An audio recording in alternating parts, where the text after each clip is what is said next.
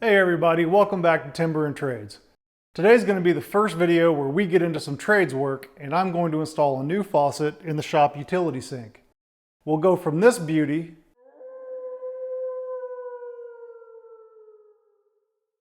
to this. It should be mentioned that some municipalities require that a licensed plumber install faucets. While I'm not a licensed plumber, my area allows me to install basic plumbing devices like faucets in my primary residence. If this was a rental home, for example, then I would need to hire a licensed plumber.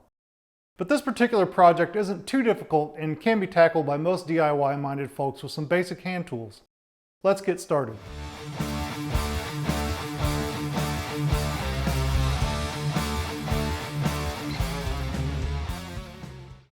Okay. The new faucet is a Kohler Vind in matte black, not sponsored, and is admittedly pretty fancy for a shop slop sink, but I like the extra height and that I can spray out things like buckets. It also has a cool selectable high pressure feature, and it helps that it was on clearance at my local big box, and I got it for pretty cheap. So this faucet install is about as basic as it gets, but will loosely translate to more difficult installs like faucets with pop-up plugs like you find in a lot of bathrooms. The trickiest part about these is installing the pop-up plug and remembering to orient the drain body overflow to be in line with the sink overflow pathway. So a lot of times, if your plumbing is installed in PEX, they'll use red for the hot and blue for the cold water lines. Sometimes it's all clear tubing, but in my case they decided to install everything in red. Typically the hot water line will be on your left-hand side as you face it, but not always. To be sure, turn on your hot water before you take anything apart and feel the lines. The one that gets warm is your hot water line. For future reference, I'm going to take a Sharpie and label it H for hot. Before disassembling the old faucet, be sure to shut off the hot and cold water supply valves under the sink. After shutting off the supply valves, open the old faucet valves. This serves the dual purpose of verifying your supply valves are closed and relieving any pressure that may have been trapped in the lines. Since this is a plastic utility sink, I have the luxury of removing the whole basin, making it easy to work on. I'm going to start by removing the drain nut. You should be able to remove these plastic drain nuts by hand, but if it's a little tight, you can use some light coercion with a pair of tongue and groove pliers. Next, I remove the square drive screws holding the basin to the wall studs.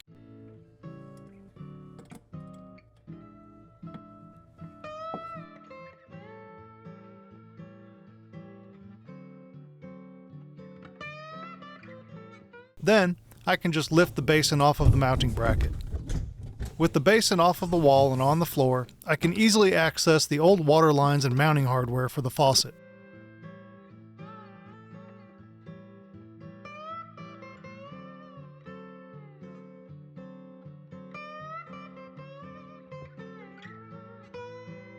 Now, give the old faucet a proper service and burial. I'm going to give the whole basin a good scrubbing with an SOS pad, but really all you need to do is make sure the mounting surface of the sink is clean where the new faucet will mount. Sometimes there's putty or sealant on the mounting surface and you want to make sure that's clean before installing the new faucet.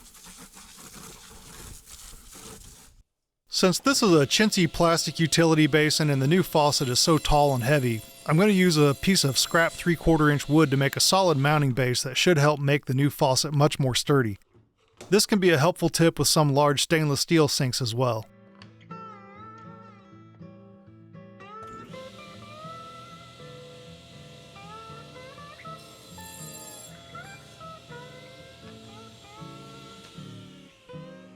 For my particular application, a 6-inch by 3.5 inch piece of wood with a 1 3/8 inch hole drilled just off center should work.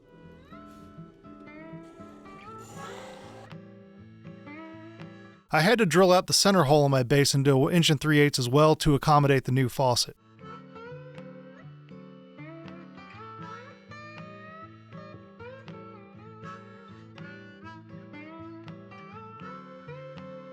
Before fully snugging down the faucet lock ring and set screws, I'm making sure the faucet is properly centered on the basin. Reinstalling the basin is just the opposite of removal, but there are a few things I'd like to point out. When reinstalling your drain, depending on the type, age, and style of the piping, make sure to look for and reinstall any gaskets that may have fallen out during the removal process. These plastic drains with the thumb tab nuts can just be tightened hand tight so as not to strip them. The new water lines are just a touch shorter than the old ones. Since my house uses PEX A because of the colder climate, I can slightly rotate the valve to better accommodate the water line. This wouldn't be recommended for a PEX B connection. Always start the water lines by hand, and since these new water lines use an integral gasket, Teflon tape is unnecessary and only tight enough to compress the gasket. I should have plugged in the pull-down faucet head while the basin was still off the wall, but it easily snaps together and it isn't too bad to do with the basin fastened to the wall. For the counterweight on a pull-down faucet, I install it as far down as possible without getting into where the loop starts.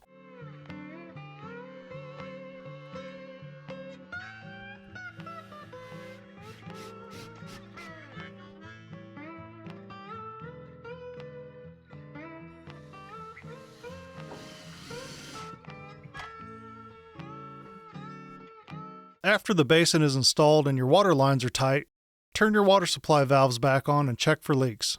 Then, turn on hot and cold water on the new faucet and make sure hot water is coming out of the hot valve. Since this unit is a pull-down sprayer, I'm going to check those operations at this time too.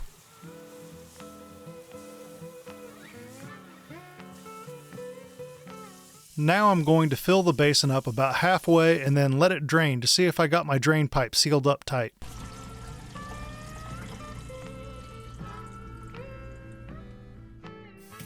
And that's it. New faucet installed.